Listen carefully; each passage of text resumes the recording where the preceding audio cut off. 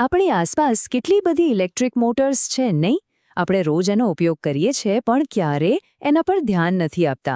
પણ આજે આપણે એ જ શાંત મહેનતુ મશીનો પાછળ છુપાયેલું એક જબરદસ્ત એન્જિનિયરિંગ રહસ્ય જાણવાના છે. સારો સવાલ છે, ખરું ને? આ બધી વસ્તુઓ તો આપણા રોજિંદા જીવનનો ભાગ છે. પણ એવું તો શું છે જે આ બધાને એકસાથે જોડે છે? એક એવી ટેકનોલોજી જે દેખાતી નથી પણ બધે જ છે. અને એનો જવાબ છે સિંગલ ફેઝ ઇન્ડક્શન મોટર. તમે જુઓ, આ લિસ્ટમાં જે પણ છે એ લગભગ બધી જ વસ્તુઓમાં આ એક જ પ્રકારની મોટર હોય છે. સાચું કહું ને તો આપણા આધુનિક જીવનનો આ એક મુખ્ય આધારસ્તંભ છે. પણ વાત અહીં જ રસપ્રદ બને છે, કારણ કે આ દરેક મોટરની અંદર એક એવી મૂળભૂત સમસ્યા છુપાયેલી છે, એક એવો વિરોધાભાસ જેને ઉકેલવા માટે એન્જિનિયરોને જબરદસ્ત બુદ્ધિ વાપરવી પડી. તો આ વિરોધાભાસ છે શું? વેલ, એ એક એવી પરિસ્થિતિ છે જેમાં ટેકનિકલી કશું શરૂ જ ન થવું જોઈએ. ચલો, આને જરા ઊંડાણમાં સમજીએ. જો સિંગલ ફેઝ મોટરને એની સાદગી અને ભરોસા માટે જ પસંદ કરવામાં આવે છે. જે ઉપકરણોને ઓછી શક્તિ અને સતત ગતિની જરૂર હોય એના માટે તો આ બેસ્ટ છે. પણ એની ડિઝાઇનમાં જ એક બહુ મોટી ખામી છે. આ સાંભળવામાં થોડું વિચિત્ર લાગશે, પણ હકીકત એ છે કે સિદ્ધાંત પ્રમાણે આ મોટરો જાતે ચાલુ થઈ જ ન શકે. તો પછી સવાલ એ થાય કે આપણો પંખો કે બ્લેન્ડર સ્વિચ દબાવતાની સાથે જ કેવી રીતે ચાલુ થઈ જાય છે? આનો જવાબ આ ગ્રાફમાં છુપાયેલો છે. આ ગ્રાફ જ આખી સમસ્યા બતાવે છે. જુઓ, અહીં એક્સ અક્ષ પર ગતિ એટલે કે સ્પીડ છે. જ્યારે સ્પીડ 0 હોય ત્યારે વાય અક્ષ પર ટોર્ક એટલે કે ફરવા માટેનું બળ એ પણ 0 છે. હવે વિચારો, જો શરૂઆતમાં કોઈ બળ જ ના લાગે તો મોટર ફરવાનું શરૂ કેવી રીતે કરે? આને સમજવા માટે ચાલો એક સરળ ઉદાહરણ લઈએ. કલ્પના કરો કે એક ચક્કરડી છે અને બે લોકો એને બરાબર સામસામેથી એક સરખા બળથી ધક્કો મારી રહ્યા છે. શું થશે? ચક્કરડી ક્યાંય નહીં ફરે, બસ ત્યાં જ અટકી જશે. બસ સિંગલ ફેઝ મોટરમાં શરૂઆતમાં બરાબર આવું જ થાય છે. તો પછી એન્જિનિયરોએ આ મડાગાંઠને તોડી કેવી રીતે? વેલ, એમણે મોટરને ચાલુ કરવા માટે જરૂરી પહેલો ધક્કો આપવા માટે કેટલીક બહુ જ સ્માર્ટ રીતો શોધી કાઢી. આ મડાગાંઠ તોડવા માટે એન્જિનિયરોને એક અસંતુલન પેદા કરવાની જરૂર હતી. એક એવો સમયસરનો ધક્કો જેને ટેકનિકલી ફેઝ ડિફરન્સ કહેવાય છે. આ સમસ્યાને ઉકેલવા માટે મુખ્યત્વે 2 પદ્ધતિઓ છે. એક એકદમ સરળ અને સસ્તી છે, અને બીજી થોડી જટિલ છે પણ ખૂબ જ પાવરફુલ છે. ચાલો આપણે આ બંનેને જોઈએ. આ છે શેડેડ પોલ મોટર. અહીં ડાયાગ્રામમાં જે નાની તાંબાની શેડિંગ રિંગ દેખાય છે ને, બસ એ જ આખો જાદુ કરે છે. એ શું કરે છે કે મુખ્ય ચુંબકીય ક્ષેત્રમાં થોડો વિલંબ પેદા કરે છે અને એનાથી મોટરને ફરવા માટે જરૂરી એક નાનકડો ધક્કો મળી જાય છે. ખરેખર એકદમ સરળ અને સસ્તી ટેકનિક છે આ.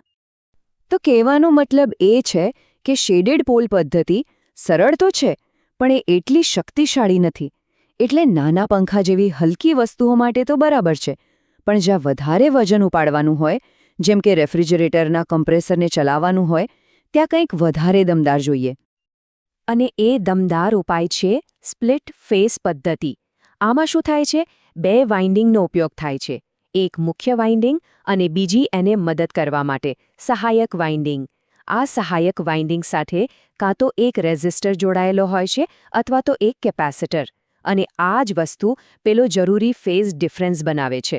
અને હા, ખાસ કરીને જ્યારે કેપેસિટરનો ઉપયોગ થાય ત્યારે તો શરૂઆતમાં જબરદસ્ત શક્તિશાળી ધક્કો મળે છે. આ ટોર્ક ગ્રાફ જુઓ, તફાવત એકદમ સ્પષ્ટ દેખાય છે. કેપેસિટર સ્ટાર્ટ મોટરની જે કર્વ છે એ કેટલી ઊંચે સુધી જાય છે. મતલબ કે શરૂઆતમાં જ એ કેટલો બધો ટોર્ક પેદા કરે છે. બસ આ જ તાકાત છે જે ભારે ઉપકરણોને ચાલુ કરવા માટે જોઈએ છે. જી હા, 300%થી પણ વધારે. આનો મતલબ એ થયો કે મોટર જ્યારે સામાન્ય રીતે ચાલતી હોય એના કરતાં શરૂઆતમાં 3 ગણાથી પણ વધારે જોરથી ધક્કો મારી શકે છે. અને એટલે જ આપણું એસી કે ફ્રિજ તરત જ ચાલુ થઈ જાય છે. તો આ બધી અલગ અલગ ટેકનિકનો મતલબ શું થયો? સીધો મતલબ એ છે કે દરેક કામ માટે એક ખાસ પ્રકારની મોટર બનાવવામાં આવી છે. ચાલો જોઈએ કે આ બધું વ્યવહારમાં કેવી રીતે કામ કરે છે. આ ટેબલ પર એક નજર નાખો, બધું જ સ્પષ્ટ થઈ જશે. જ્યાં ઓછો ટોર્ક જોઈએ, જેમ કે નાનો પંખો કે હેર ડ્રાયર, ત્યાં શેડેડ પોલ મોટર ચાલે. વોશિંગ મશીન જેવા મધ્યમ ભાર માટે રેઝિસ્ટર સ્ટાર્ટ મોટર બરાબર છે. અને હા, એસી કે ફ્રિજ જેવા ભારે કામ માટે તો કેપેસિટર સ્ટાર્ટ મોટર વગર ચાલે જ નહીં. તો મૂળ વાત એ છે કે આ બધું એન્જિનિયરિંગની પસંદગી પર આધાર રાખે છે.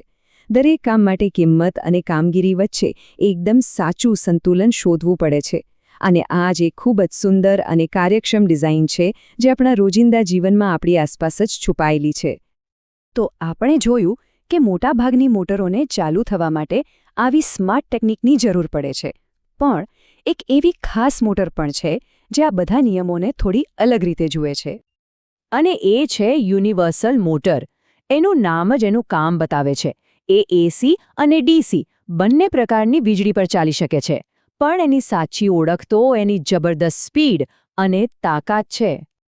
તો પછી જ્યાં બહુ જ વધારે સ્પીડની જરૂર હોય, જેમ કે મિક્સરમાં મસાલા પીસવા હોય કે પછી વેક્યુમ ક્લીનરમાં જોરથી કચરો ખેંચવો હોય, બસ ત્યાં જ તમને આ યુનિવર્સલ મોટર જોવા મળશે. એની સ્પીડ જ એની સાચી તાકાત છે.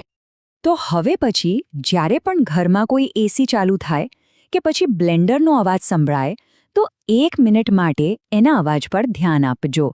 એ ખાલી એક મશીનનો અવાજ નથી.